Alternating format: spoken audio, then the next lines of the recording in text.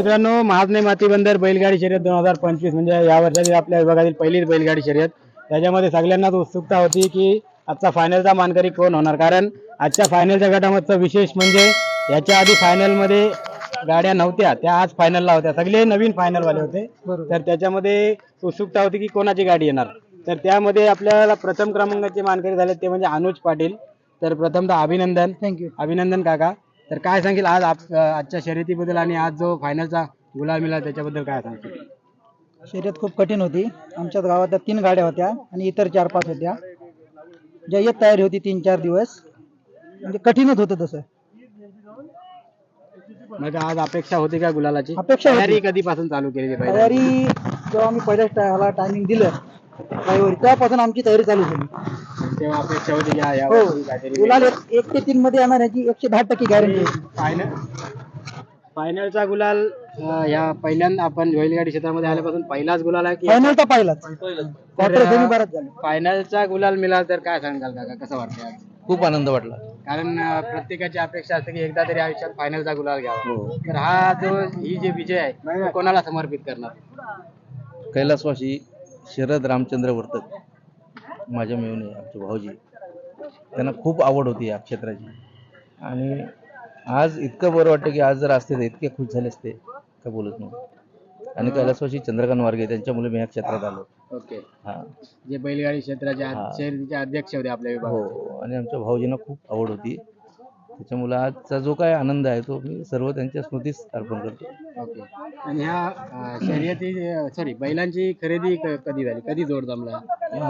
तो गेल्या वर्षी आमच्या स्वप्नील भाच्यानी इकडनं आवासवरून एक ठरवला, नरेश वगैरे. नरेश भगत यांचा. आणि हा आता आम्ही 1 महिन्यापूर्वी भालावरून घेतला, महेश म्हात्रेंचा. म्हणजे कर्नाटकी नाही आहेत. नाही, तर पुढे आमचा एक बैल मेला मोरा, बरोबर, तो गेल्या वर्षी याच्याबरोबर पळत होता तो. बादल बरोबर पळायचा होता. त्याच्यामुळे हा बैल आमचा नवीन घ्यावा लागला यावर्षी आणि आमचं चांगलं जमलं, सगळ्यांचे आशीर्वाद. तर पुढे अजून काय अपेक्षा आहेत बैलांकडून? कंटिन्यू सेमी फायनल मध्येच पळवणार गाडी? आता बघू, देवाचा आशीर्वाद असेल किंवा आमच्या ड्रायव्हरांची साथ असेल, बैलांची साथ असेल. तुम्ही सांगत होता की कोण आपले वर्तक, त्यांना गाडीची आवड होती, ते जर आज असते तर खूप आनंद झाला असता. तर त्यांच्याबद्दल थोडं ऐकायला आवडेल आम्हाला. ते कासरे आणि सडे मोडण्यात पटाईत होते. या पंचक्रोशीत त्यांचं नाव होतं. आणि घोड्याचा जो सेट आहे, म्हणजे मोरकी म्हणा किंवा त्या घोड्याची लाईन, इतकी उत्कृष्ट दर्जाची, किंवा एखादा बैल जर जखमी असेल तर त्याला काय पद्धतीने ते तयार करायचे, ते ठकाव बैल घेऊन चांगले हाताळलेले आहेत त्यांनी त्या टायमाला. तर आपल्यासोबत आजच्या ज्या फायनलची गाडीचे विनर आहे त्याचे जॉकी आहेत. दादा, काय सांगाल आजच्या शर्यतीबद्दल आणि बैलांबद्दल? बैलांची फुल मेहनत होती, मेंटेन पण ठेवले होते, व्यवस्थित चांगली केली होती. आणि गेल्या वर्षी पण तुम्ही गाडीवर बसवत, तेव्हा आपली गाडी साधारणतः क्वार्टर धावत होती. यावर्षी फायनल अपेक्षा होती का? बैल नवीन घेतला, अपेक्षा होती. आणि याच्या पुढे पण गाडी कंटिन्यू गुलाबात राहील का? हो. तर काय नियोजन असेल पुढचं बैलांचं? आणि एकंदर आजची जी शर्यत झाली, यांचं माजने गावाचं नियोजन कसं होतं आणि एकंदरीत बंदराची मेहनत कशी होती? बंदर कसं वाटलं गाडी ऐकला? नियोजन चांगलं होतं. आणि तुम्ही किती वर्ष, मी तर तुम्हाला फायनलच्या गाडीवर बघतो, किती वर्ष गाडी हाकलताय? 15 वर्ष. अच्छा, मग एवढे वर्ष गाडी हाकलताय, तर तुमच्या आठवणीतली एखादी शर्यत कोणती आहे? आठवणीतली शर्यत म्हणजे 3ऱ्या वर्षाची इथली आहे बोलवणीची, जी यांच्या गाडीवर सतीश ठाकूर यांच्या. तर अभिनंदन पुन्हा एकदा काका. आणि यावर्षी तुमचं नाव पण फायनलमध्ये आम्हाला बघायला आवडेल. शुभेच्छा देतो. धन्यवाद. पुढील वाटचालीसाठी शुभेच्छा. थँक्यू.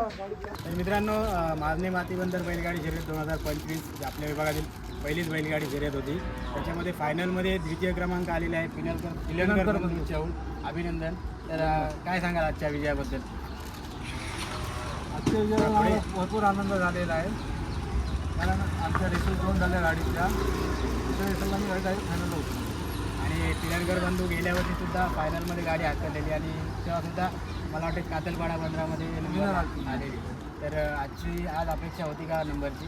आज अपेक्षा होती आम्हाला नंबरची. आमचा एक 15 थोडा कमी आल्यामुळे त्याच्यामुळे आम्ही थोडंसं हे झालं, बाकी काही नाही. आणि जॉकी आपला जितू झाला होता.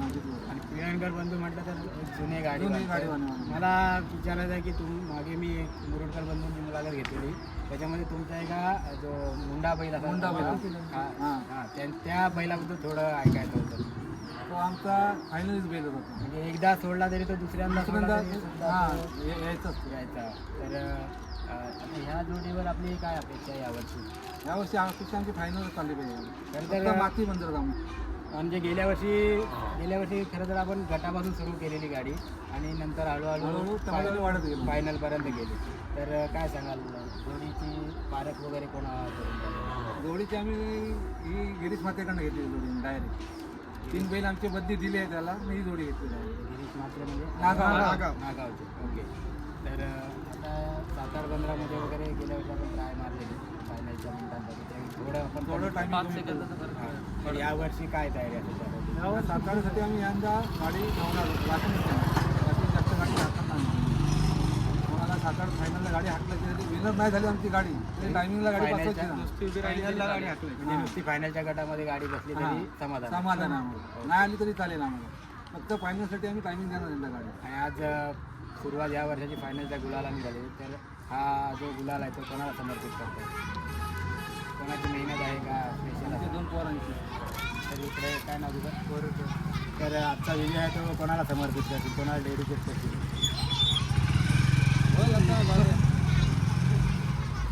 तर तू थोडा लास्ट आहे. तर काय सांगते दादा आजच्या विजयाबद्दल? पहिली सुरुवात झाली जाम खुश आहे. आणि आजचं नियोजन वगैरे कोणी केलं? सगळं आणि मेहनत बरी बैलांची तुम्ही तर काय असतो बैलांचा रुटीन दिवसभराचा? नेहमीप्रमाणे. तर अजून काय यावर्षी वेगळं पिलंकर बंधूंचं नाव वगैरे पर्यंत वाटतं चालवणार हा पुढं पण तर अभिनंदन. आणि तुम्ही एवढा खरं तर मयूरने टेम्पो थांबून आपण त्यांची मुलाखत घेतली, त्यासाठी मयूरचा सुद्धा खूप खूप आभार मानतो. आणि एक विशेष म्हणजे मागच्या वेळी टेम्पो घेऊन गेला ज्या गाडीची, ती सुद्धा गुलालात बसलेली. आज जे गाडी घेऊन आलाय ती गाडीसुद्धा गुलालामध्ये बसलेली आहे. म्हणजे जर तुम्हाला गाडी गुलालामध्ये बसवायची असेल तर 100% मयूरचा टेम्पो घेऊन जा. 100% गुलाल मिळेल. अभिनंदन.